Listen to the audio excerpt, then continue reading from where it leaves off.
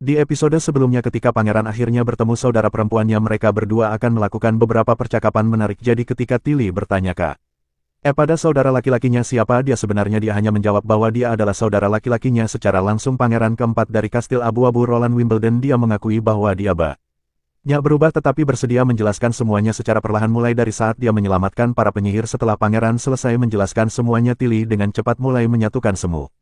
Hanya dalam pikirannya dia berpikir dalam hati bahwa penyihir bernama Anna pasti telah memicu sesuatu di Roland yang membuatnya melihat melalui tipu daya jahat gereja. Dia yakin bahwa sejak Garcia melakukan upaya pembunuhan padanya, dia akhirnya menyadari kekuatan keluarga kerajaan dan memutuskan untuk berubah menjadi lebih baik jika dia ingin memenangkan mahkota. Saat dia memikirkan ini, dia menghabiskan tehnya dan Roland menuangkannya lagi. Tilly merenungkan bahwa meskipun kedengarannya agak dramatis itu masih sebuah penjelasan, namun dia masih mencoba untuk membungkus kepalanya dengan pengetahuan asing yang sekarang dia miliki seperti penemuan seperti mesin uap dan senapan. Dia akhirnya bertanya langsung padanya apakah alasannya di balik pengetahuan aliennya adalah dia tiba-tiba mendapatkan banyak ingatan. Pangeran setuju tanpa ragu mengatakan bahwa setelah dia menghindari upaya Garcia untuk membunuhnya, ingatan itu muncul ketika dia bangun. Jika bertemu dengan Anna adalah awalnya, maka ingatan itu akan menjadi katalisator keinginannya untuk berubah. Tilly kemudian merenung sekali lagi dan mengingat bahwa Sylvie dikonfirmasi tidak ada penyihir yang bisa menggantikan atau mengendalikan orang lain dan Roland Wimbledon memang pangeran yang mereka kenal, ditambah dia bukan orang asing bagi batu hukuman ilahi dan dia selalu memiliki ksatria untuk melindunginya sehingga kemungkinan seorang penyihir mengendalikannya sangat kecil. Perpustakaan kerajaan dan cendekiawan tidak pernah menyebutkan apapun tentang uap atau bubuk salju, jadi dia percaya bahwa pengetahuan anehnya tampaknya terkait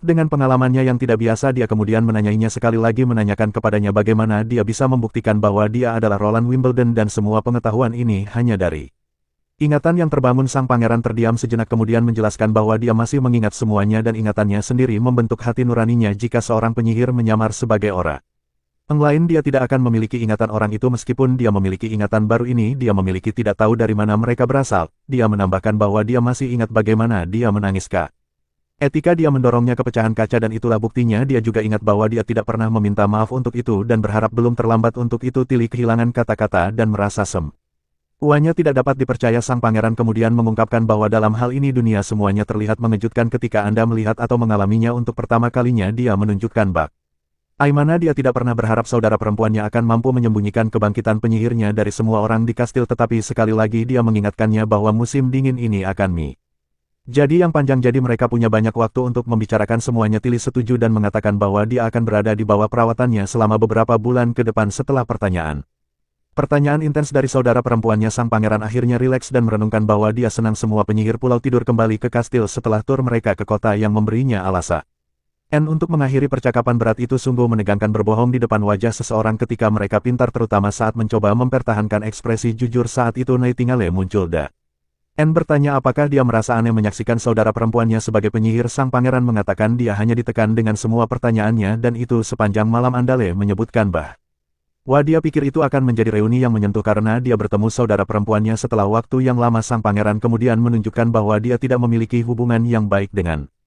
Dia sering menggertaknya di kastil dan mereka hampir menjadi orang asing saat mereka tumbuh dewasa, jadi cukup mengejutkan. Dia bahkan datang ke sini untuk menemuinya. Dia kemudian mencondongkan tubuh hal lebih dekat dan mengingatkannya bagaimana dia menyuruhnya pergi keluar meskipun dia tidak pernah bertemu penyihir lain sendirian, yang membuat Nightingale percaya bahwa dia harus percaya pada saudara perempuannya. Lelaki saya hanya memalingkan kepalanya dengan ekspresi malu di wajahnya. Fakta bahwa dia mengirim Nightingale keluar adalah karena dia tidak ingin dia mendeteksi kebohongannya. Gekain telah memberitahunya kepada saudara perempuannya dan sekarang dia juga mencoba yang terbaik untuk tidak melakukan kontak mata dan menghindari berbicara kebohongan apapun. Dia hanya mengatakan hanya bahwa dia akan mengerti suatu hari nanti, tetapi Nightingale terus menekan semakin dekat dan bertanya apakah dia akan menceritakan semuanya padanya. Sang pangeran tergagap sebagai tanggapan dan dia mengambil itu sebagai tanda positif, memutuskan untuk menunggu hari ketika dia akhirnya mengatakan kebenaran. Kemudian kita lihat petir dan Magi memanggil semua orang ke ruang makan di mana makanan Ezat telah diletakkan. Semua penyihir berkumpul dengan Wendy secara pribadi mengantar Putri Tilly ke ruang makan. Para penyihir baru kagum melihat betapa lebih megahnya makanan terlihat dibandingkan Gan biasanya. Bahkan Ace tidak bisa menahan senyum karena merasa bangga dengan keramah tamahan kota perbatasan. Senyumnya hanya untuk menggoda teman pirangnya yang ragu tentang kota perbatasan dan Rannya Wendy menunjukkan jalan kepada semua orang ke tempat duduk dan setelah beberapa saat mereka semua selesai makan, sang pangeran bertanya apakah makanannya sesuai dengan selera mereka dan Aeshan Ia menjawab positif sementara Tilly menyeka bibirnya dengan sapu tangannya dan mengingatkan sang pangeran bahwa selain membantu Border Town menangkis iblis, dia juga di sini untuk mengambil penyihir Mi. Mereka karena sekelompok warga sipil akan datang ke selumber pulau dari Silver Bay di musim semi, dia membutuhkan lotus dan madu untuk membantu mereka dengan makanan dan tempat tinggal. Mendengar ini sang pangeran merenungkan tentara pertama yang cukup untuk menangani iblis tanpa membutuhkan bantuan penyihir, namun dia masih membutuhkan bantuan lotus dan madu untuk pembangunan infrastruktur dermaga di D. Ekat pegunungan belum selesai dan dermaga baru setengah jadi mereka masih butuh lebih banyak rumah. Pangeran bertanya apakah keberangkatan bisa ditunda setengah bulan. Putri Tilly menjelaskan bahwa dalam keadaan normal dia tidak akan keberatan dan akan baik-baik saja dengan itu, namun sejenis ikan monster telah muncul di Laut Selatan dan dia curiga itu ada hubungannya dengan bulan-bulan awal Ibel.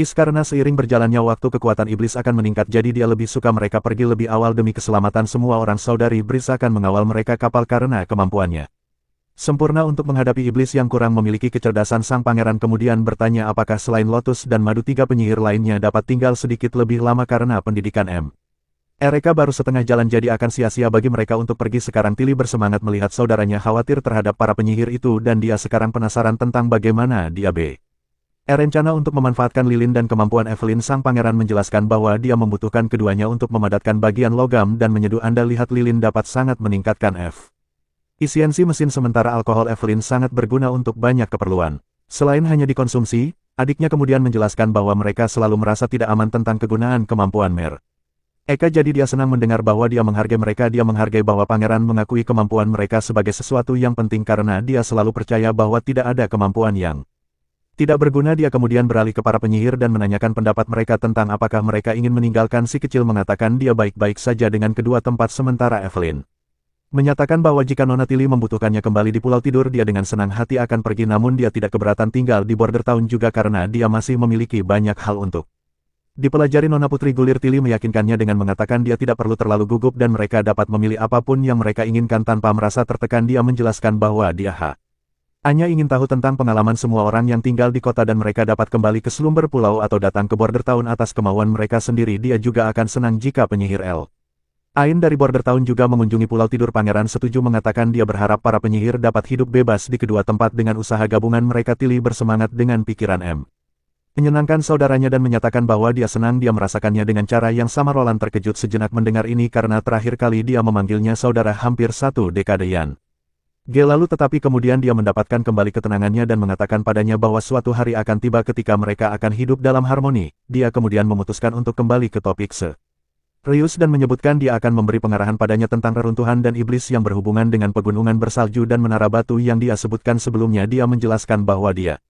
berencana untuk mengirim penyihir dan tentara angkatan darat pertama ke reruntuhan di hutan berkabut untuk penyelamatan, tapi musim dingin awal menundanya. Tilly menjawab bahwa dia tidak percaya tentara iblis legendaris bisa begitu dekat atau seseorang masih akan berada di reruntuhan yang berusia 400 tahun. Dia mengingat gambar-gambar iblis yang dia kirim padanya dan berpikir bahwa ini adalah hal yang paling penting sekarang. Sang pangeran menunjukkan bahwa berdasarkan lingkungan dan reaksi mereka, wilayah iblis telah ada di sana selama bertahun-tahun. Dia menduga mereka belum berkembang ke kerajaan karena keterbatasan kabut merah mereka, jadi mereka tidak ancaman bagi Border Town untuk saat ini. Dia berencana untuk membangun menara pengintai untuk memantau pergerakan mereka dalam beberapa tahun ke depan tahun. Namun penyihir tersegel dalam reruntuhan kemungkinan akan mengungkapkan kebenaran di balik Tequila dan jatuhnya gereja. Tilly setuju tetapi bertanya apakah ada cara untuk mendekati reruntuhan dari udara alih-alih tanah karena dia mendengar dari Ash bahwa Border Town memiliki alat transportasi udara. Sang pangeran segera menyadari bahwa dia pasti berbicara tentang balon udara panas.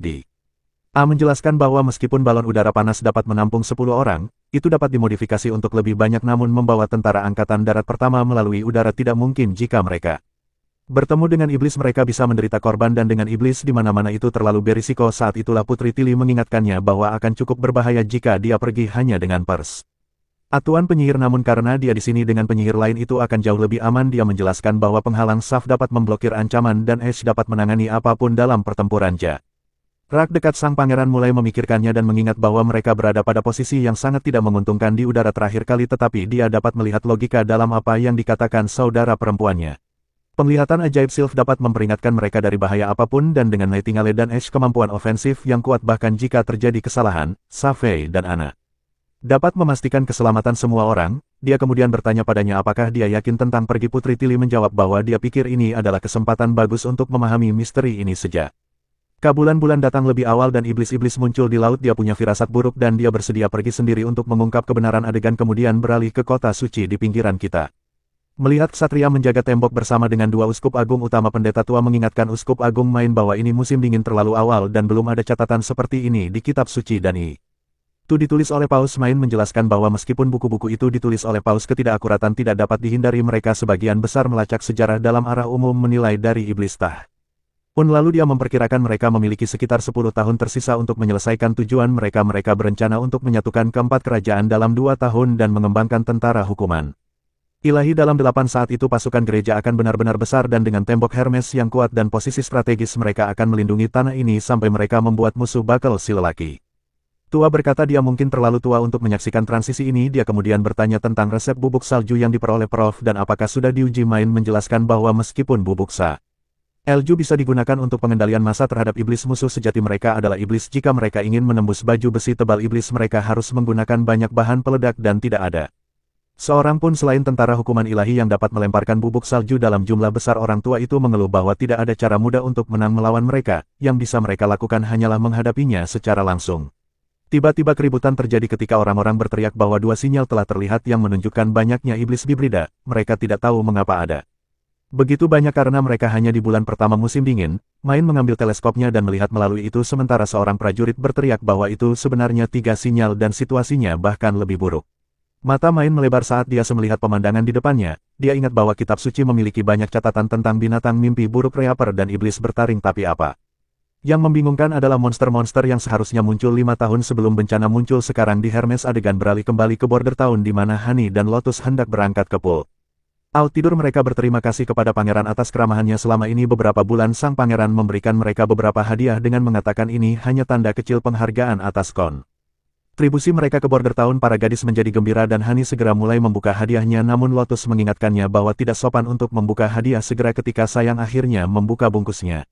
Dia menemukan sebuah syal dan menyesal bahwa dia mengharapkan sebuah bra sebagai gantinya. Sang pangeran menjelaskan bahwa ini adalah syal yang dirancang untuk melindungi lehernya dari es alju dan dingin, dan jika dia membungkusnya dengan cara tertentu, itu bahkan dapat menutupi telinganya. Sayang dengan cepat melingkarkannya di lehernya dan Lotus dapat merasakan kehangatan yang terpancar darinya. Sayang lalu menyadari ada sesuatu yang lain di dalam bungkusan itu dan bertanya-tanya apakah ada hadiah lain. Sang pangeran mendorongnya untuk mengeluarkannya dan ketika dia melakukannya, dia menemukan benda berkilau yang ternyata menjadi cermin. Dia tersentak kaget melihat betapa jelasnya dia bisa melihat dirinya sendiri di dalamnya. Putri Tilly tidak bisa tidak mengakui bahwa ini adalah tempat yang bagus dengan air mengalir dan kamar yang nyaman. Sulit dipercaya bahwa saudaranya mengubah tempat terpencil ini menjadi tempat yang ramah. Pangeran bertanya apakah dia menyesal membawa para penyihir di sini, terutama karena semua orang menikmati tinggal di sini lebih dari pulau tidur. Yang Tilly menjawab bahwa dia tidak menyesalinya sama sekali jika itu berarti mereka bisa memiliki kehidupan yang lebih baik. Dia mengingatkannya untuk tidak melupakan bahwa dia juga seorang penyihir. Pangeran kemudian bertanya jika dia benar-benar akan bergabung dengan mereka dalam perjalanan ke reruntuhan hutan berkabut.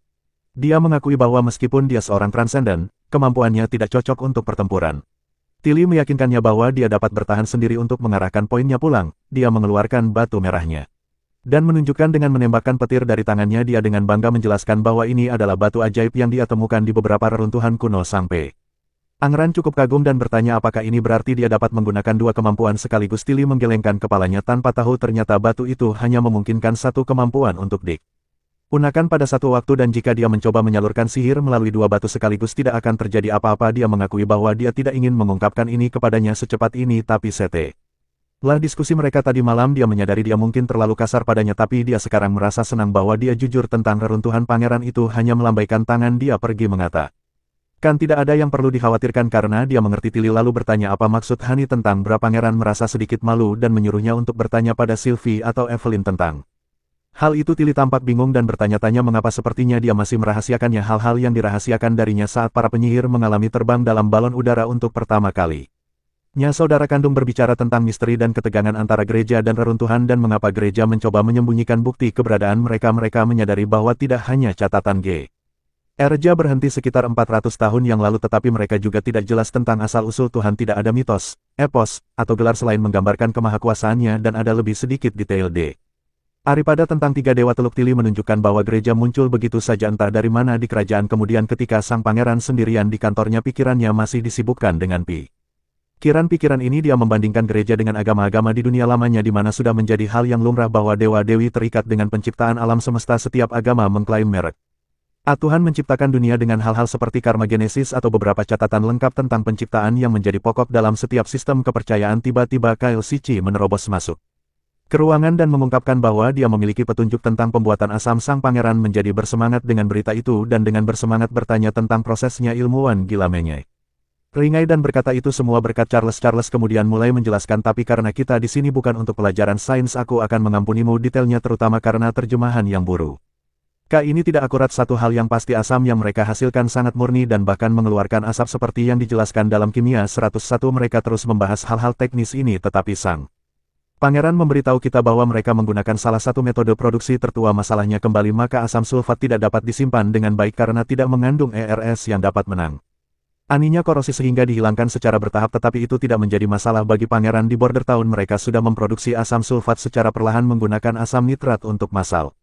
Korosi cat Sarah dapat mengatasinya tanpa hambatan. Sang pangeran memberi mereka pujian atas pekerjaan yang dilakukan dengan baik, mengakui dia tidak percaya mereka menemukan metode ini. Kyle Sichi senyum dan berbagi bahwa dia selalu beruntung bahkan ketika mereka berada di Redwater. Dia menyebutkan bagaimana dia berhasil melakukan ini di usianya yang baru 20 tahun yang membuat iri yang lebih tua orang-orang berusia 30-an dan 40-an. Sang pangeran mengangguk dan berkata bahwa dia akan menugaskan beberapa penyihir untuk membantu mengatur peralatan. Dia juga menyebutkan keinginannya untuk GK-atkan skala sekarang karena mereka memiliki sumber asam nitrat yang dapat diandalkan. Tugas selanjutnya adalah memproduksi sesuatu yang sangat berbahaya yang merupakan nitrogliserin. Dia menjelaskan bahwa percobaan ini akan berbahaya karena dapat menyebabkan ledakan dengan sedikit perubahan suhu, tetapi dia meyakinkan SII bahwa dia akan mengirim Ana untuk mengurusnya. Sichi terlihat tertarik dan Persona jelas bersemangat tentang apa yang mereka lakukan akan bereksperimen dengan pangeran. Tidak bisa menahan senyum memikirkan bagaimana 9 dari 10 ahli kimia memiliki kemampuan untuk ledakan. Jadi dia yakin bahwa beberapa ledakan seharusnya tidak menjadi masalah besar bagi seseorang seperti Kyle. Dia tahu bahwa jika nitrogliserin dikombinasikan dengan nitroselulose atau nitrostarch itu akan meningkatkan sifat peledaknya. Yang pertama adalah bubuk tanpa asap, sedangkan yang terakhir adalah peledak kuat yang langka. Kunci untuk menciptakan sesuatu yang luar biasa sudah ada di tangannya. Kemudian kita melihat para penyihir hanya bersantai dan berpatroli di sekitar kota. Andrea bertanya mengapa semua orang bekerja di luar di tengah musim dingin dan dia cukup penasaran tentang apa yang lakukan untuk membuat mereka berani menghadapi cuaca es. Mengingatkannya bahwa masih akhir musim gugur, tetapi Andrea berpendapat bahwa sekarang sudah musim dingin karena pertengkaran yang biasa mulai antara kedua wanita itu. Sylvie melangkah masuk untuk menenangkan semua orang. Dia menjelaskan bahwa warga sipil biasanya menghindari bekerja di musim dingin karena upaya dan risiko yang terlibat, tetapi di Border Town makanan murah, kayu bakar melimpah dan Nona Lily membantu mengatasi penyakit sehingga mereka bersedia bekerja dengan upah harian.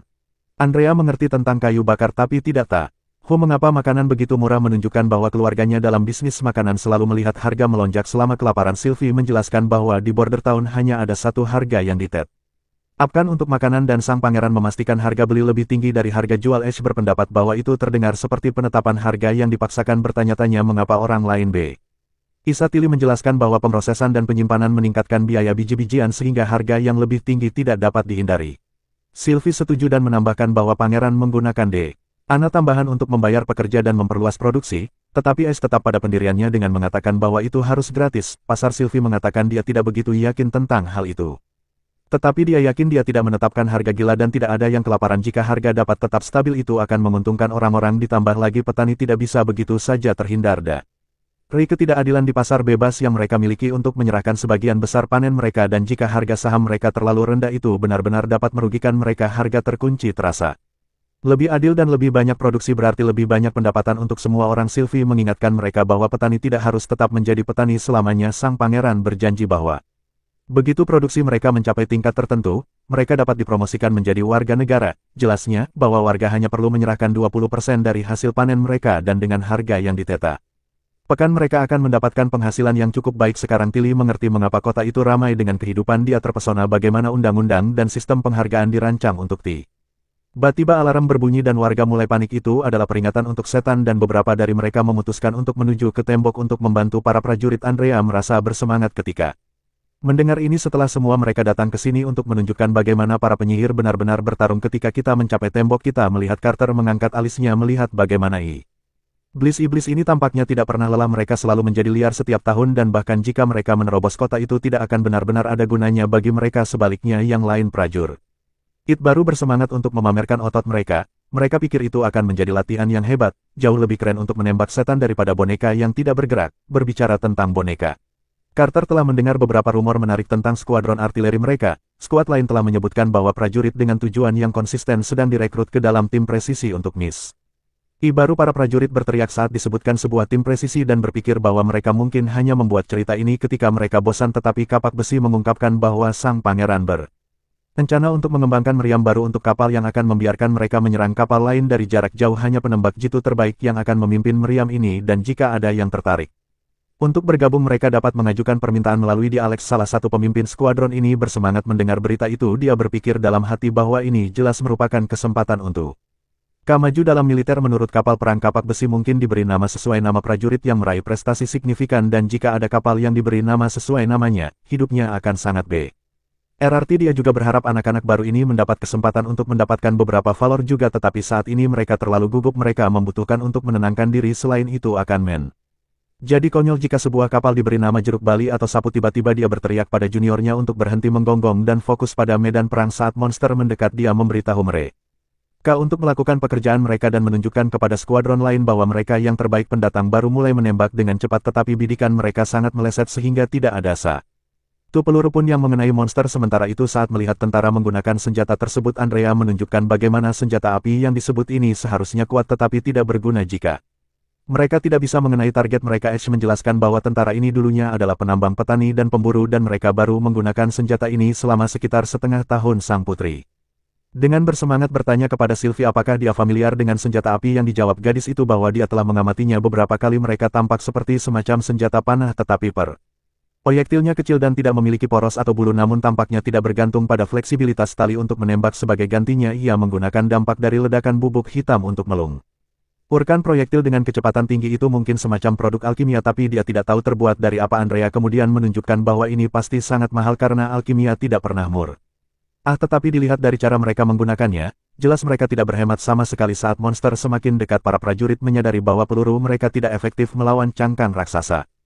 Saat itulah Andrea mulai bersiap untuk menembakkan anak panah sambil memikirkan tentang bagaimana senjata api yang disebut ini memiliki kekuatan terbatas. Dia tahu bahwa selama dia bisa masuk dalam jarak 10 langkah, bahkan tembok kota tidak dapat menghentikan panah ajaibnya. Tetapi sebelum dia dapat bertindak, para prajurit mulai menembakkan artileri berat mereka, dan panah-panah besar itu peluru mengenai monster itu langsung menghancurkan cangkangnya. Pemandangan kekuatan api yang begitu kuat membuat Ash dan Andrea benar-benar terpesona setelah menyaksikan senjata api beraksi. Tilly kembali ke kastil bersama para penyihirnya dan wajah mereka terlihat seperti baru saja keluar dari cerita hentai. Wendy menyambut mereka kembali dan Tilly mengambil tempat duduknya di meja. Wendy menyebutkan bahwa dia mendengar mereka pergi untuk membantu tentara pertama di tembok sebelumnya. Dia kemudian memberitahu mereka bahwa mereka harus mencoba tusuk sate jamur ciuman burung khusus kota. Sepertinya pikir Andrea masih macet memproses kekuatan senjata api yang baru saja dia lihat. Ketika Wendy bertanya ada apa dan apakah hidangan itu tidak sesuai dengan seleranya, Ash dengan cepat meyakinkannya untuk tidak khawatir tentang Andrea. Sementara Andrea memutar ulang momen itu dalam benaknya berulang-ulang. Ketika Canon itu mengalahkan monster itu dengan satu pukulan, dia merasa sangat tidak mampu menyadari.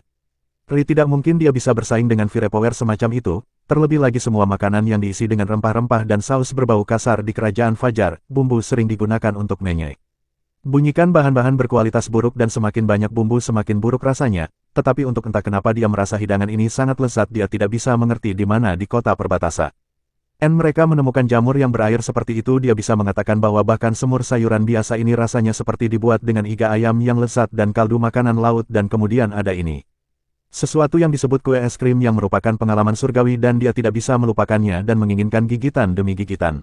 Ash tertawa dan menyuruhnya makan sebanyak yang dia mau karena mereka akan melakukan operasi penyelamatan besok. Saatnya telah tiba, agar Nona Andrea mereka yang luar biasa benar-benar bersinar keesokan harinya. Ketika mereka berangkat, orang-orang di kota perbatasan kagum melihat balon terbang di langit, gelombang petir ke para prajurit saat mereka berangkat untuk misi mereka, dan Putri Tilly tidak bisa tidak memperhatikan seberapa populer petir di antara para prajurit. Petir hanya tersenyum mengatakan pangeran selalu memintanya untuk memerintah mereka. Tilly di sisi lain tangan berpikir pada dirinya sendiri bahwa tidak diragukan lagi petir adalah putrinya. Kemampuannya untuk terbang sangat cocok untuknya dan hanya langit yang bisa memuaskannya. Hati gelisah Tilly tahu Thunder menginginkan petir untuk menjalani kehidupan yang sederhana, tetapi putrinya enarnya ditakdirkan untuk menjadi seorang penjelajah, mungkin bahkan melampaui Thunder sendiri. Yang diinginkan Tilly hanyalah melindunginya. Salah satu penyihir Pulau Tidur Save menunjukkan bahwa ini Adalah pertama kalinya dia melihat wilayah barat diselimuti salju. Wendy bertanya apakah dia dari sekitar sini dan Safei menanggapi dengan positif mengatakan dia dulu tinggal di tebing naga di selatan. Di mana tidak banyak salju. Ketika dia mendengar bahwa Nona Tilly sedang merekrut penyihir di Pulau Tidur, dia menyelinap ke kapal untuk membersihkan air untuk bergabung dengan yang lain. Wendy lalu LS. Bagaimana pangeran selalu mengeluh bahwa Bordertown tidak pernah mendapatkan penyihir meskipun mereka secara terbuka mengiklankannya sebagai haven, tetapi sepertinya Tilly sudah mengalahkannya. Safimi rasa heran bahwa mereka juga telah mengumpulkan penyihir. Ash membenarkan bahwa pangeran memang merekrut penyihir dan ingat bagaimana salah satu agennya Theo mendekati dia dan dia dengan cepat mengkonfigurasinya kembali sebagai salah satu penyihir. Dia terkekeh saat dia mengingat bagaimana dia bukanlah sesuatu yang istimewa, tapi dia benar-benar pria yang murah hati dan dia pasti makan dengan baik selama perjalanannya ke Bordertown. Karena dia kemudian Andrea melemparkan pukulan ke Ash mengatakan bahwa jika bukan karena Nona Tilly yang merekrutnya, Ash pasti sudah menuju ke Bordertown sejak lama. Gadis tangguh kita marah akan hal ini. Tetapi Tilly dengan cepat turun tangan untuk meredakan ketegangan, mengingatkan mereka bahwa tidak masalah apakah itu Pulau Tidur atau kota perbatasan. Setiap penyihir adalah sekutu mereka, jadi sebaiknya mereka berhenti berkelahi. Kedua wanita kasar itu dengan enggan menjatuhkan argumen mereka, sementara Anna dan Nightingale tidak bisa menahan senyum puas melihat cara berpikir Tilly yang dewasa sekarang berbicara tentang Anna. Tilly tidak bisa tidak merenungkannya. Saat dia melihat kembali padanya, dia menyadari tidak akan berlebihan untuk mengatakan bahwa saudara laki-lakinya Pangeran Roland sangat dipengaruhi olehnya. Hanya dengan mengamati Anna, Tilly dapat mengatakan bahwa auranya tenang dan pendiam seperti padang rumput yang luas dan dia tampak sangat baik dan dapat diandalkan. Dia juga mendengar dari Sylvie bahwa Anna adalah salah satu penyihir pertama yang mengembangkan kemampuannya di Bordertown dan sihirnya sangat kuat. Dia bahkan menyelesaikan membaca ilmu pengetahuan alam 101 sebelum orang lain. Tilly yakin bahwa jika dia pernah membahas ilmu pengetahuan alam dengan Anna di dekat api unggun suatu hari nanti, itu akan menjadi menakjubkan. Tiba-tiba mulai mengepak-ngepak dengan panik ketika petir bertanya apa yang terjadi. Merpati kecil itu menunjukkan bahwa reruntuhannya telah hilang. Ini mengejutkan Nightingale dan yang lainnya. Sementara petir mengklaim dulunya ada di sana, Putri Tilly terpesona melihat lubang sebesar itu dan dengan cepat memberitahu Sylvie untuk memeriksa apa yang ada di dalam. Segera setelah Sylvia menggunakan kemampuannya, dia melihat semacam monster cacing besar bergerak ke arah barat laut, tetapi kemudian dia terkejut dan berseru bahwa reruntuhan ada di perut cacing. Sylvie lebih lanjut mengklaim bahwa dia memang melihat menara dan kristal peti mati yang disebutkan di dalam perut monster itu. Tilly bertanya apakah ada hal lain selain cacing seperti iblis. Sylvie menjawab bahwa ada beberapa, tetapi mereka tampak amati di perutnya. Putri Tilly kemudian memerintahkan semua orang untuk segera mendarat. Dia menyuruh mereka untuk berpisah menjadi dua tim, satu akan menjaga di luar sementara yang lain akan pergi bersamanya ke dalam lubang. Dia menjelaskan bahwa mereka akan membunuh monster cacing raksasa dan mengambil kristal. Setelah mereka mendarat, Andrea dan Nightingale tetap di tanah sementara Tilly, Ash dan penyihir lainnya termasuk Anna mulai turun ke dalam lubang. Sebagai Tilly merenungkan situasi yang dia ungkapkan kepada kita bahwa memasuki lubang akan membutuhkan penyihir yang mampu terbang yang berarti menyeret kristal itu keluar adalah hal yang mustahil jika mereka tidak dapat membangunkan orang yang terjebak di dalamnya. Mereka harus membelah kristal itu, dan mereka pasti membutuhkan perisai isaf untuk itu. Di sisi lain, mata sihir Sylph juga penting. Tanpa dia mereka akan kesulitan menemukan reruntuhan di perut cacing. Kemampuan penyembuhan dan mengiris Anna juga sama pentingnya. Untungnya arena Sylvia dan Anna keduanya cukup ringan. Magi mampu membawa mereka. Terakhir, Tilly sendiri juga bisa membawa Ash yang bisa menangani situasi pertempuran apapun. Setiap penyihir di sini penting. Kehilangan bahkan satu dari mereka akan membuat misi ini sangat sulit. Dua yang tertinggal, Nightingale dan Andrea, akan menjaga pintu masuk jika ada serangan iblis dari hutan berkabut. Dengan mereka berdua berdiri mengawasi punggung mereka tercakup. Kita juga belajar bahwa Tilly memiliki rencana cadangan yang solid jika mereka perlu melarikan diri dan membatalkan upaya penyelamatan. Meskipun dia Asyik merasa tidak nyaman tentang hal itu, dia belum tahu mengapa cacing hanya menargetkan reruntuhan ini sementara membiarkan yang lainnya tidak terluka. Itu juga mengejutkan bahwa itu adalah terowongan barat laut yang merupakan tempat sarang iblis berada. Begitu mereka akhirnya mencapai ujung lubang, mereka menemukan terowongan besar lain yang menuju ke barat yang ditinggalkan oleh cacing. Tilly memberitahu semua orang untuk menyalakan obor mereka dan semua orang mengikuti instruksinya dengan segera. Sylvie kemudian menambahkan bahwa dia bisa merasakan monster di depan, jadi mereka mulai berjalan maju ke dalam terowongan yang dipenuhi air liur. Setelah berjalan beberapa saat di dalam terowongan, mereka akhirnya mencapai cacing. Bau busuk yang berasal dari monster menjijikkan ini membakar setiap hidung. Penyihir Ash memutuskan untuk mengiris perut monster itu dan selesai sebelum baunya mulai mengacaukan kepalanya. Tapi begitu dia meraih pedangnya untuk menghunusnya, Tilly menyuruhnya menunggu.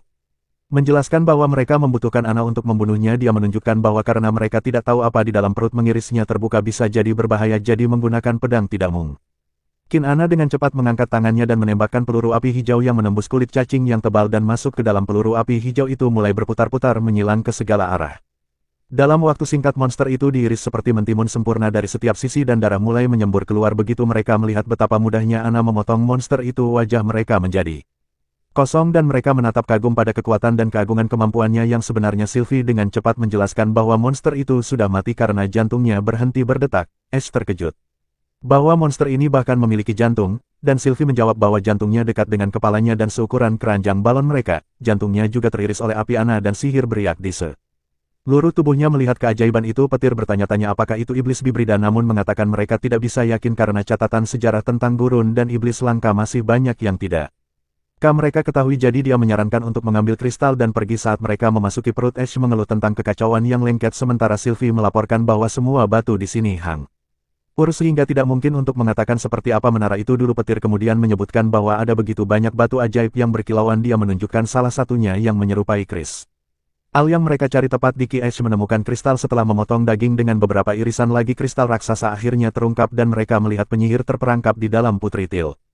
Ye terdiam saat matanya tertuju pada kemegahan batu itu. Dia dengan cepat memberitahu Ana bahwa sekarang gilirannya untuk menggunakan sihirnya. Ana dengan cepat menggunakan laser apinya sekali lagi.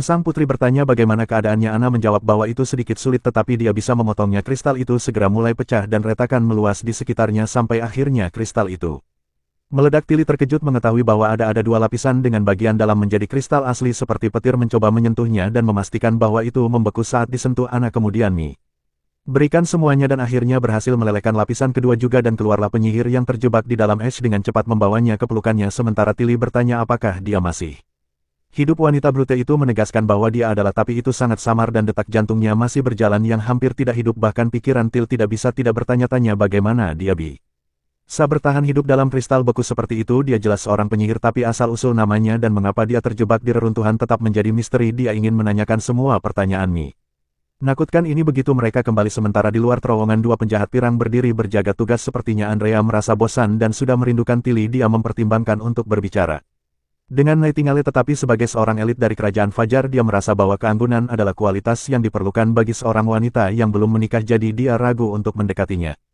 Terutama karena Nightingale adalah semacam saingan. Dia telah mendengar bahwa dia cocok dengan Ash dalam hal kekuatan dan pertempuran, tapi dia akhirnya memutuskan bahwa berbicara dengan sesama penyihir adalah hal yang wajar untuk dilakukan. Namun sebelum dia bisa mengatakan apapun, Nightingale tiba-tiba menghilang dari tempat kejadian meninggalkan Andrea terkejut. Tepat pada saat itu dia merasakan kehadiran yang berat dan berbalik tetapi tidak menemukan apapun. Dia bertanya-tanya apakah itu Nightingale, tapi kemudian dia merasa ada hal lain yang lebih penting. Dia akhirnya memanggil senjatanya.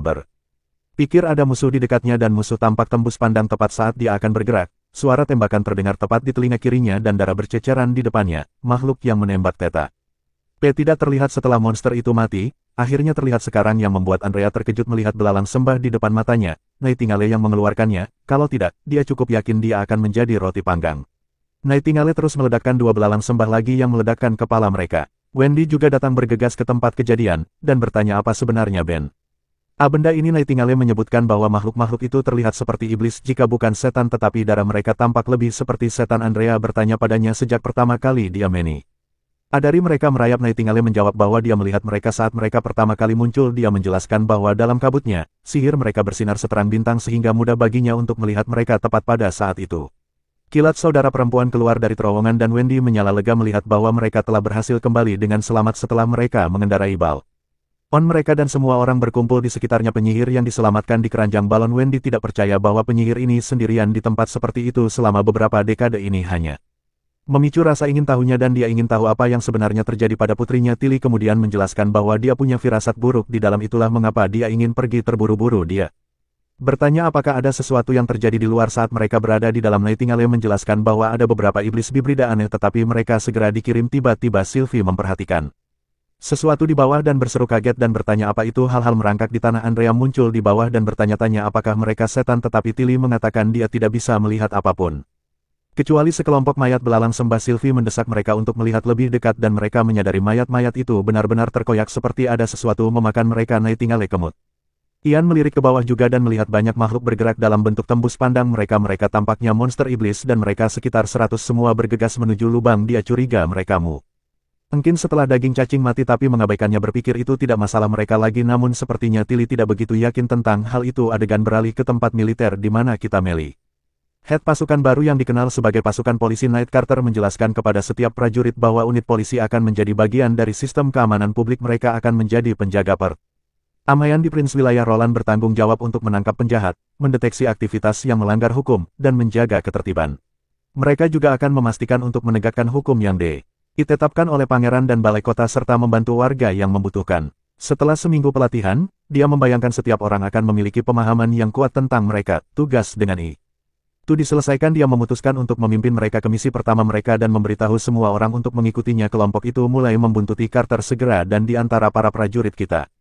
Melihat wajah yang dikenal seseorang yang hampir tidak percaya dia lulus ujian Pangeran Roland dan menjadi seorang polisi setelah baru seminggu pelatihan. Jika Anda tidak ingat orang ini, dia adalah Ang yang pernah menjadi pengungsi dan mengungkap pejabat balai kota karena menjual makanan gratis di Black kepada pengungsi lain. Sebut saja dia berambut merah sampai kita mengetahui namanya. Penilaian tertulis untuk ini, ujian itu adalah tugas terberat baginya. Dia diberi skenario di mana dia harus bereaksi dengan cerdik untuk mendapatkannya keluar dari situasi yang buruk, tapi dia berhasil sekarang. Dia senang akhirnya memiliki penghasilan yang stabil dan sementara dia akan ditugaskan ke distrik dalam, setidaknya dia bisa mengirim sejumlah uang kepada teman lamanya Krigsman juga begitu mereka tip. Di dermaga mereka melihat sebuah kapal yang baru saja datang penuh dengan pengungsi dari selatan dan utara. Night Carter memberitahu mereka bahwa pangeran telah mengundang orang-orang ini ke border Town untuk memastikan keselamatan mereka selama musim dingin yang keras ini, sehingga tugas pertama unit polisi adalah mengatur para pengungsi ke dalam barisan sehingga mereka dapat melewati setiap stasiun untuk pengujian virus dan pendaftaran. Karena unit polisi masih sedikit kekurangan staf, Angkatan Darat Pertama juga akan ada di sana untuk mendukung mereka di masa depan. Polisi akan menangani ini secara independen. Kita kemudian melihat Pangeran Roland tiba di dermaga dengan Theo dan kapak besi Hunter. Para pengungsi kagum saat pangeran secara pribadi datang menemui mereka setelah semua tidak banyak elit yang mau repot-repot meninggalkan rumah mereka yang hangat dan tempat tidur yang nyaman selama musim dingin. Di antara kerumunan kami melihat seorang pengungsi yang tampak teduh berdiri di antrian pendaftaran menatap sang pangeran dengan mata curiga. Ketika gilirannya akhirnya tiba, dia berbohong dan mengatakan namanya adalah Fora yang mengaku sebagai seorang petani buta huruf dari utara. Elayan di meja memberinya lampu hijau untuk maju, tetapi saat itulah si rambut merah masuk dan mulai menginterogasi petani yang mengaku ini tentang bulan apa gandum harus ditanam selama musim dingin. Pelayan itu memberitahu rekannya untuk membiarkannya. Pria itu mengingatkannya bahwa pekerjaan mereka hanya untuk memilah orang dan mereka tidak punya cukup waktu untuk penyelidikan menyeluruh, tetapi si rambut merah tidak membiarkan pria ini lolos begitu saja dan terus mengeksposnya dengan menunjukkan bahwa meskipun pria ini mengaku sebagai orang utara, aksennya terdengar seperti berasal dari wilayah tengah.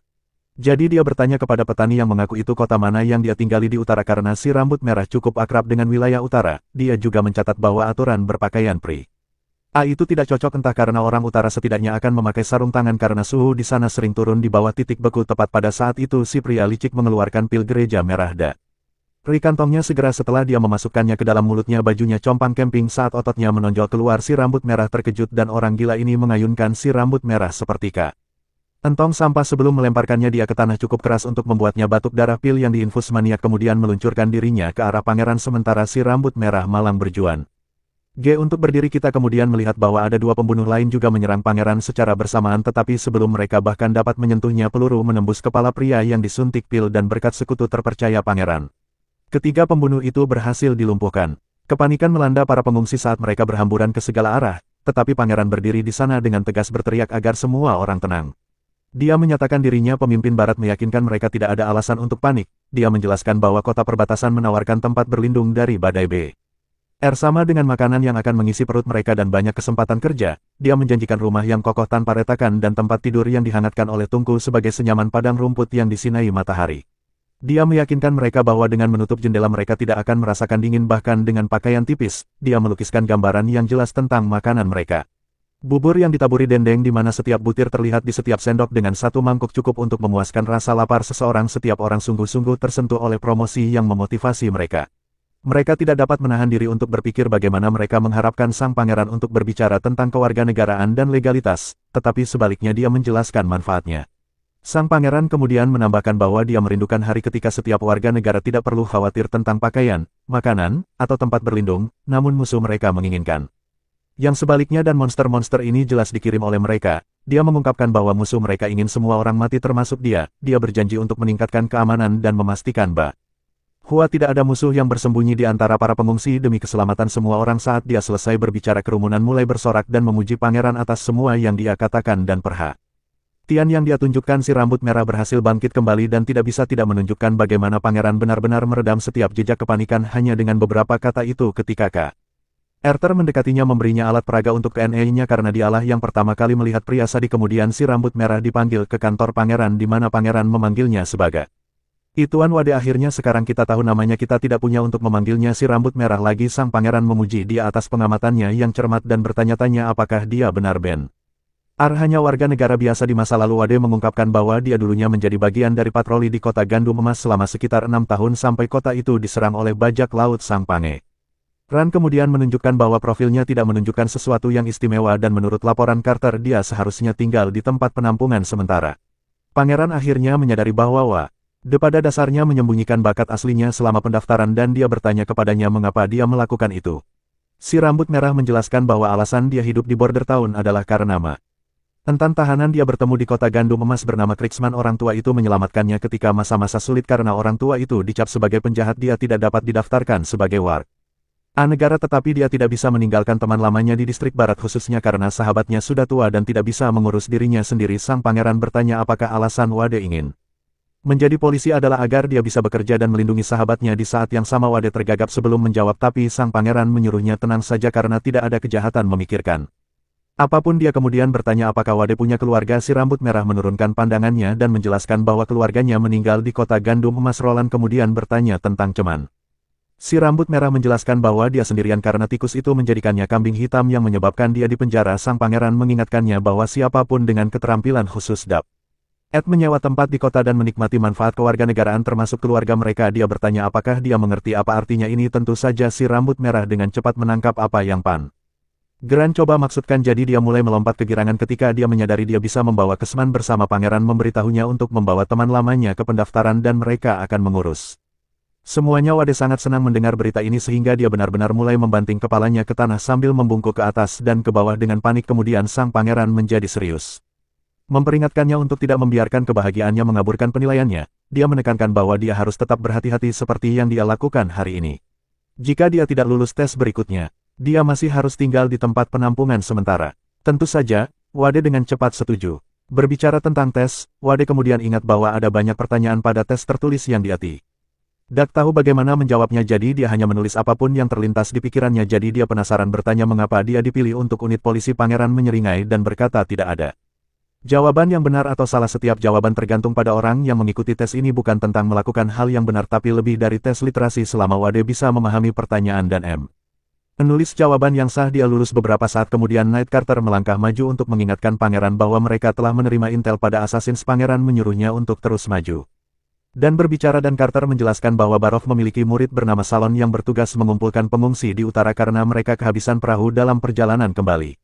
Salon menghubungi beberapa temannya di ibu kota untuk melihat apakah ada kapal dagang yang menuju wilayah barat, tersedia untuk disewa. Itulah bagaimana operasi itu bocor. Para pengungsi tinggal di Silver City yang hanya berjarak setengah hari dari ibu kota sehingga memudahkan Timothy untuk membuat pengaturan. Dia lebih lanjut menjelaskan bahwa meskipun Timothy mungkin tidak mengirim pasukan dari ibu kota itu tidak kan berarti dia tidak mencoba membalas dendam. Pangeran kemudian merenungkan situasi dan merasa agak lega bahwa para assassin hanya memiliki pil dan bukan bahan peledak jika orang-orang itu telah Dak di tengah kerumunan semua pekerja baru mereka yang dikumpulkan selama 2 bulan terakhir akan mati. Dia menyoroti bahwa mengingat kesalahan Salon berasal dari kurangnya pengalaman mereka akan hukuman ringan dan memotong gajinya selama 2 bulan ini adalah satu-satunya cara untuk membuatnya sadar akan kesalahan besarnya. Dia juga memberitahu Carter untuk mengawasi dengan ketat penyaringan para pengungsi dan meminta Sylvie dan Nightingale membantu timnya. Mereka harus memastikan bahwa tidak ada pengintai atau pembunuh yang melarikan diri dan melindungi kehidupan para pengungsi. Saat itu juga Nona Liv masuk ke kantor dengan gembira mengumumkan bahwa balonnya telah kembali. Akhirnya saat yang kita semua tunggu telah tiba dan balonnya sudah ada di sini. Kita akan mendengar semua detail menarik tentang penyihir misterius itu segera setelah balon mendarat. Anna melompat keluar dari keranjang dan langsung memeluk sang pangeran. Dia memeluknya dengan hangat sementara 2G Adis kecil lainnya juga melompat ke arah pangeran dan mengelilinginya. Kakaknya tidak bisa tidak memperhatikan betapa baiknya saudaranya bergaul dengan setiap penyihir. Pangeran dengan main-main Bertha-nya apakah dia juga ingin dipeluk oleh kakaknya? Tilly hanya menyeringai dan berkata dia akan lewat sambil mengingatkannya bahwa terakhir kali dia mencoba memeluknya dia melemparkannya ke tanah akhiran. Yaesh melangkah keluar dari keranjang sambil memegang penyihir di tangannya karena kesan pertama pangeran dia hanya kagum karena pakaian penyihir itu tidak terlihat murahan sama sekali dan dia terlihat Seperti karakter langka dari permainan gacha, mereka memberitahunya bahwa penyihir itu baik-baik saja tetapi sihirnya pulih dengan sangat lambat sehingga akan memakan waktu 3 hari atau lebih baginya untuk kembali normal. Sang pangeran memutuskan untuk menelepon dia si tidur. Untuk saat ini dia mengumumkan bahwa dia akan membuka kamar di lantai 3 kastil untuknya dan sisanya harus datang ke lobby karena dia ingin mendengar semua detail tentang apa yang terjadi. Begitu mereka berada di kantor, Tilly menjelaskan semuanya secara rinci dan setelah dia selesai menjelaskan semuanya, dia mengakui pada dirinya sendiri bahwa dia tidak yakin apa yang harus dilakukan dalam situasi seperti itu. Dia terkesan dengan ketegasan Tilly dalam memilih The Witches untuk membentuk tim yang sempurna.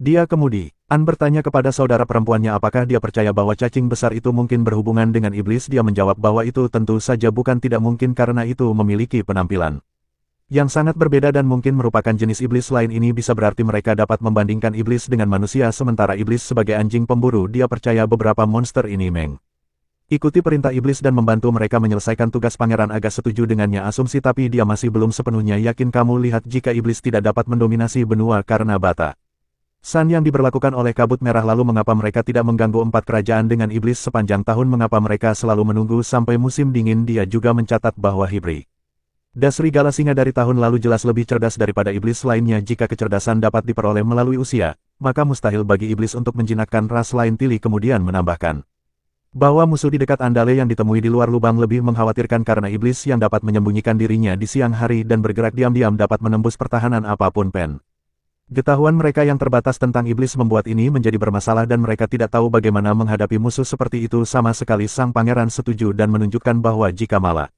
Andale tidak menyaksikannya, dia tidak akan mau percaya akan keberadaannya. Namun sepertinya iblis-iblis ini tidak pernah muncul di wilayah barat sebelum. Jika tidak, beberapa dari mereka akan mengurangi benteng lagu panjang menjadi abu sejak lama. Tilly kemudian menyebutkan bahwa semakin lama bulan berlalu semakin kuat iblis menjadi dan ini adalah fakta yang terbukti secara historis. Dia menunjukkan bahwa salju mulai turun selama musim gugur tahun ini yang berarti musuh mereka akan sangat kuat. Sang pangeran mendapati dirinya terkejut ketika dia menyadari bahwa Tilly sebenarnya menganggap musuhnya sebagai miliknya sendiri. Pikiran ini membuat senyum di wajahnya. Dia memutuskan untuk menugaskan Nightingale untuk mengawasi perimeter dan selama saat Sylvie tinggal di kastil dia bisa mengawasi seluruh tembok dan memberitahu penyihir lain segera setelah dia mendeteksi sesuatu yang mencurigakan. Kemudian kita melihat pangeran dan Lady Scroll berjalan menyusuri koridor. Lady Scroll mengungkapkan kekhawatiran tentang penyihir baru dan menunjukkan bahwa sampai mereka mengkonfirmasi identitas penyihir misterius baru ini mereka tidak dapat menjamin dia bukan musuh. Sang pangeran setuju dengan mengatakan dia tahu, itulah sebabnya dia untuk sementara menempatkan batu penghakiman ilahi padanya. Begitu mereka memasuki ruangan mereka melihat Anna sudah di dalam. Ketika pangeran bertanya tentang penyihir baru,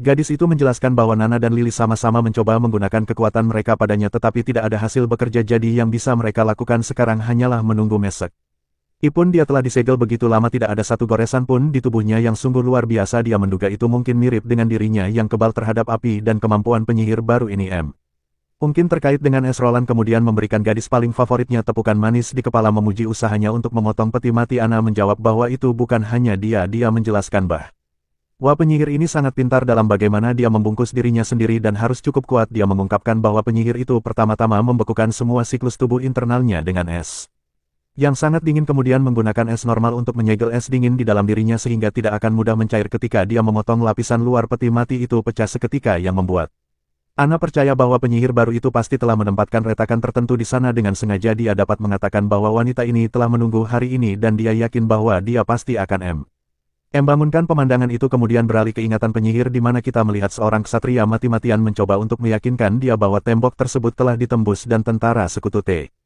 tidak dapat bertahan lebih lama jadi mereka harus pergi tetapi wanita itu hanya menyuruhnya untuk melepaskannya dan bersikeras bahwa dia juga bisa bertarung. Saat itulah monster raksasa muncul menginjak setiap manusia yang terlihat. Monster itu sangat besar sehingga secara harfiah ada 3 iblis yang menungganginya dan lainnya iblis mendatangkan malapetaka di tanah bahkan dengan semua kekacauan di sekelilingnya. Penyihir es tetap keras kepala sementara pria itu terus berusaha meyakinkannya untuk pergi. Penyihir itu menjelaskan bahwa sebagai anggota penyihir kota suci, kematiannya juga akan terjadi. Medan perang tapi ekspresinya turun ketika dia melihat sesuatu yang tak terduga di langit. Ternyata itu adalah penyihir lain yang jatuh dengan pedangnya yang berat dan dia tampaknya adalah prajurit ilahi dari aliansi transenden yang luar biasa. Wanita ini memiliki api di jiwanya dan segera setelah dia tanah dia benar-benar menerbangkan sekelompok setan seperti mereka hanya kantong sampah daratannya sangat hebat sehingga melenyapkan tanah di bawahnya dari kekuatan. Dia kemudian memberitahu semua orang untuk pergi mengklaim bahwa dia akan baik-baik saja dan mendesak mereka untuk pergi. Sementara mereka masih memiliki kesempatan. Para prajurit berpendapat bahwa mereka tidak punya apa-apa lagi untuk dilakukan berjuang karena ini adalah kota suci terakhir dan namun mereka belum mampu Gentikan iblis penyihir es akhirnya mulai menangis menyadari mereka sebenarnya telah kehilangan puluhan ribu orang dan tentara mereka telah memainkan setiap kartu yang mereka miliki lengan baju tapi. Mereka masih di pihak yang kalah tapi wanita tangguh ini menyatakan mereka tidak boleh menyerah masih ada harapan. Dia mengangkat pedangnya mencoba untuk mengangkat semangat semua orang dan memerintahkan mereka untuk menyeberangi gunung dan sungai ke tanah terlantar. Dia memberitahu mereka bahwa mereka bisa membangun kembali ketertiban dan kelangsungan hidup mereka akan mengarah pada kemenangan. Warga mulai mundur tetapi penyihir es masih ragu apakah mereka benar-benar dapat membangun kembali ketertiban. Dia merasa putus asa dan alasan keputusasaannya adalah karena bahkan kota suci mereka ang paling makmur dibangun di atas tanah yang paling subur telah jatuh seperti istana pasir. Anak-anak dalam sekejap meninggalkan kepanikan dan kekacauan menyelimuti semua orang. Dia bertanya-tanya apakah melarikan diri benar-benar cukup untuk menghindari iblis, tetapi kemudian kata-kata Alice mulai bergema di benaknya dan dia mulai percaya bahwa selama mereka bertahan hidup mereka akhirnya akan capai kemenangan suatu hari nanti. Menurutku wanita dengan pedang raksasa itu pasti punya Alice. Tetaplah dia percaya bahwa batu ajaib dan dokumen yang dia simpan di fasilitas penelitian musang berkabut akan sangat penting untuk tugas mereka. Itulah sebabnya dia menggertakkan giginya untuk saat ini dan terus maju karena mewariskan pengetahuan ini ke generasi berikutnya adalah satu-satunya harapan. Kelangsungan hidup umat manusia. Dia juga mengungkapkan bahwa ada kepercayaan populer di kota suci bahwa para penyihir dipilih oleh para dewa sementara manusia yang tidak dapat menggunakan sihir hanyalah batu loncatan mereka. Namun manusia yang perisainya dipenuhi dengan keberanian dan keuletan memiliki kualitas tertentu yang penyihir kekurangan tentara mortal yang mengorbankan diri mereka sendiri.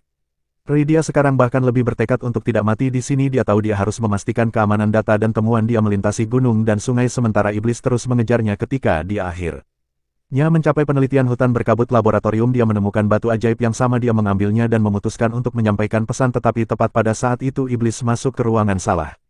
Satu dari mereka melemparkan tombak dengan kecepatan dewa, tetapi dia dengan cepat menggunakan kekuatan esnya untuk melindungi dirinya di dalam es. Penghalang sendirian di dalam es. Dia tidak yakin apakah dia hidup atau mati. Tiba-tiba cahaya terang mulai berkilauan dan tabir kegelapan terangkat saat dia membuka matanya. Di dunia nyata Wendy dan Anna menjadi bersemangat saat mereka melihat ini dan teriak kepada Yang Mulia bahwa wanita itu sudah bangun. Penyihir es mendengar ini dan bertanya-tanya mengapa mereka menggunakan gelar kuno yang sudah ketinggalan zaman untuk memanggil seseorang. Sepertinya wanita ini mungkin berasal dari era yang lebih maju, tetapi siapa tahu. Kita harus menunggu untuk mengetahuinya. Mereka dengan cepat berkumpul di sekelilingnya dan pangeran bertanya bagaimana perasaannya.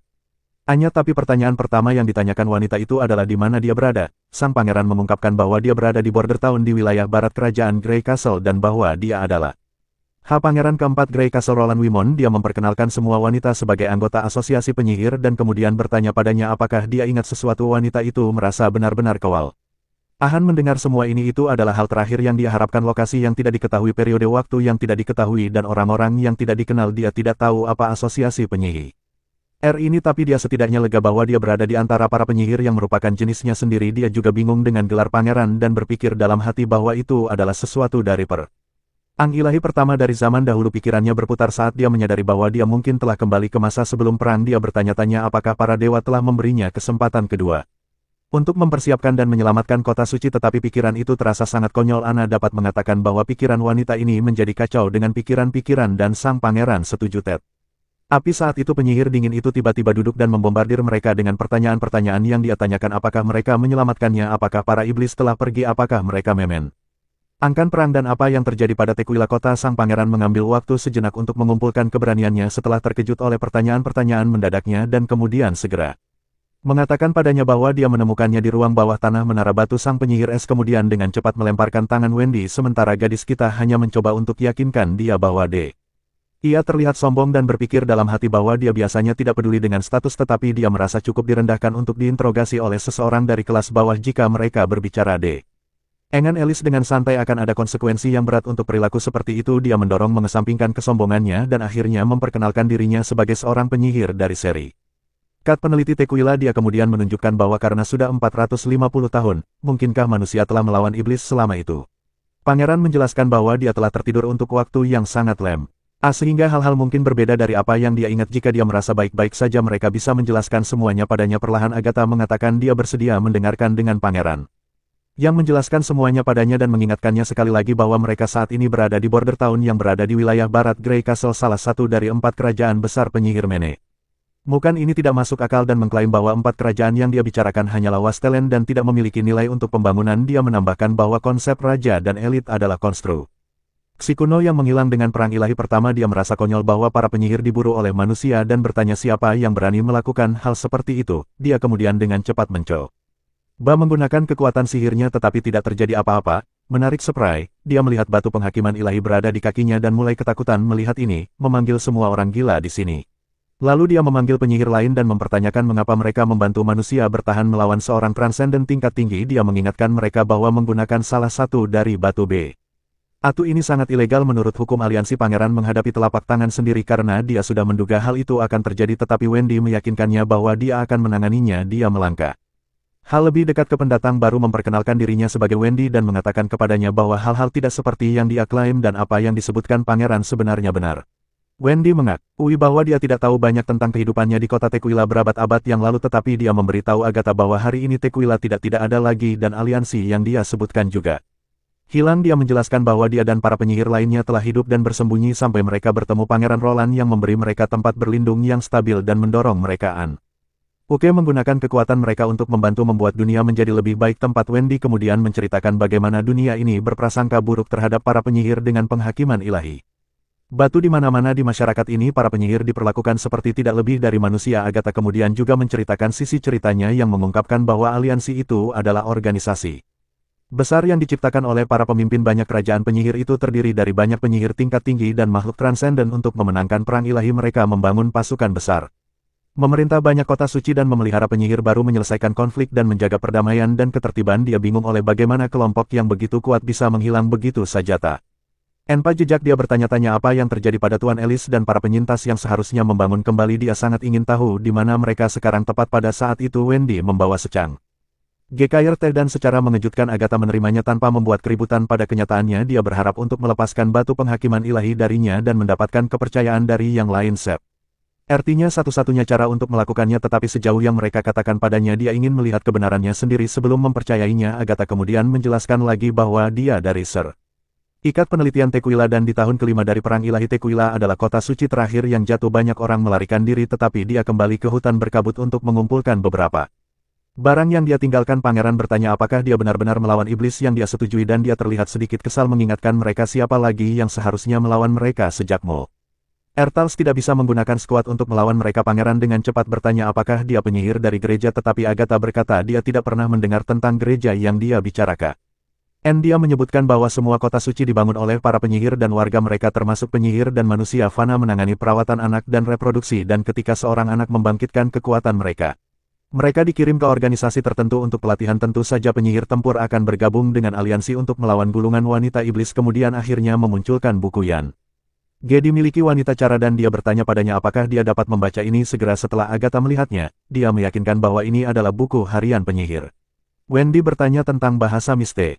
Rius dan Agatha menjelaskan bahwa itu diciptakan untuk terpisah dari bahasa mortal sehingga mereka tidak dapat berpartisipasi dalam masalah tingkat tinggi. Katanya bahwa tulisan-tulisan ini membutuhkan sihir untuk membacanya sehingga dia bisa mengajari penyihir manapun cara membacanya. Saat itulah pangeran dengan kebijaksanaannya yang tak ada habisnya menimpali. Dia menunjukkan bahwa tulisan Dima kesutkan sebagai alat komunikasi dan kegunaannya terletak pada aksesibilitasnya. Dia mengatakan itu cukup bodoh karena mengecualikan manusia dari lingkaran dalamnya karena pada kenyataannya manusia mengambil banyak pekerjaan dan posisi yang berbeda dengan pendidikan dan pelatihan yang tepat. Mereka tidak kalah bahkan jika mereka tidak memiliki sihir. Agatha merenungkan bahwa meskipun dia tidak keberatan bekerja dengan manusia, dia tidak menyukainya ketika mereka bertindak seperti mereka berada di bahkan kepala pelayan keluarganya lebih sopan dari pangeran ini. Lalu saudari Scroll bertanya Pak Danya apakah dia pernah mendengar nama Ellis. Penyebutan nama itu mengejutkan Agatha dan dia bertanya di mana mereka mendengarnya dan selanjutnya bertanya apakah pengetahuan dari 450 tahun yang lalu Si ada di sekitar. Saudari Gulungan menjelaskan bahwa mereka menemukan buku ini di hutan timur dan nama Ellis tertulis di halaman terakhir dalam bahasa mortal. Agatha kemudian menjelaskan bahwa Ellis adalah Ratu Kota Komet, salah satu dari 3 pemimpin aliansi. Dia adalah makhluk transenden yang luar biasa yang berarti dia bahkan di atas level transenden dan dia adalah penyihir terkuat di aliansi